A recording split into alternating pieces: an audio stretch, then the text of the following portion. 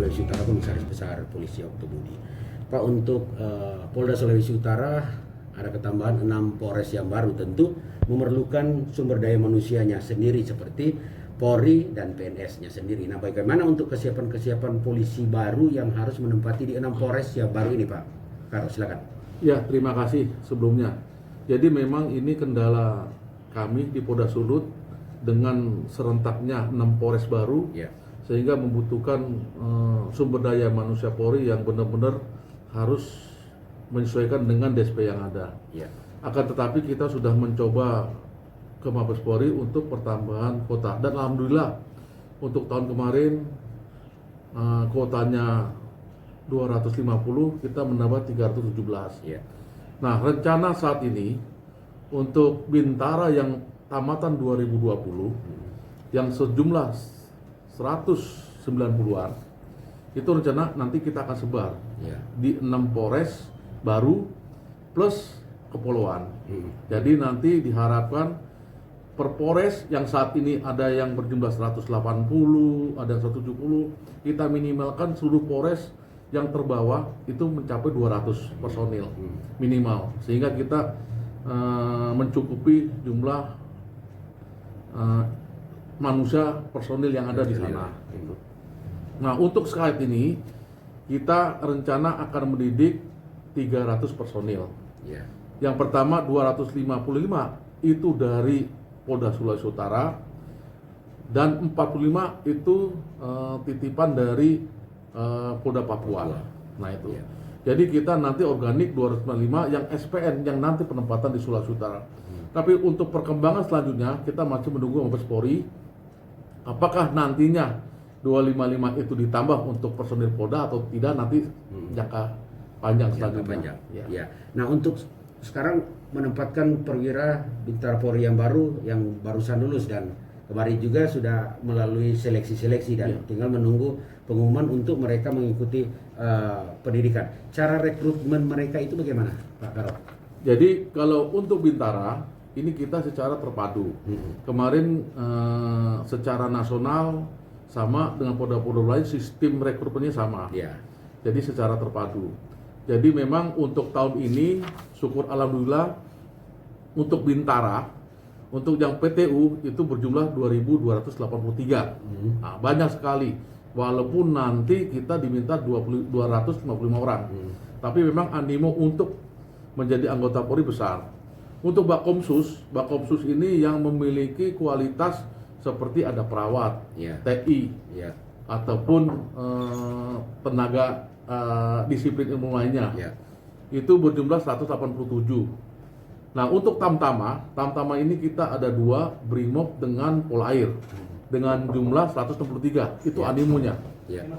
Jadi banyak sekali antusias animo dari masyarakat pemuda-pemudi Polda di wilayah Sulut itu yang ingin menjadi anggota Polri. Ya. Nah, mungkin dalam penerimaan ini mereka sudah melalui seleksi dan tinggal masuk di SPN untuk melakukan pendidikan.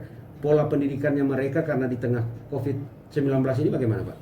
Jadi untuk sistem pendidikan di SPN nanti apabila calon siswa yang saat ini akan masuk, nah kita masih menunggu perintah lanjut dari Mabes Polri dalam hal ini Lemdiklat. Karena kita tidak tahu untuk pandemi COVID ini sejauh mana. Tapi kita berharap mudah-mudahan pandemi COVID segera berakhir dan sistem belajar tatap muka itu bisa dilaksanakan. Tidak seperti kemarin hanya 5 bulan, di luar, dan tatap muka itu hanya 2 bulan. Jadi tidak maksimal dalam menerima ilmu. Seperti itu. Nah, untuk proses sekarang di tahun kita masih belum tahu karena informasi dari Mabes Polri bahwa mencukupi kebutuhan SDM Polri khususnya di Polda Sulut dan secara nasional umumnya memang tidak mungkin langsung banyak. Maka itu dibuat 2 gelombang karena itu berpengaruh juga berdampak pada jumlah daya tampung dari SPN itu sendiri.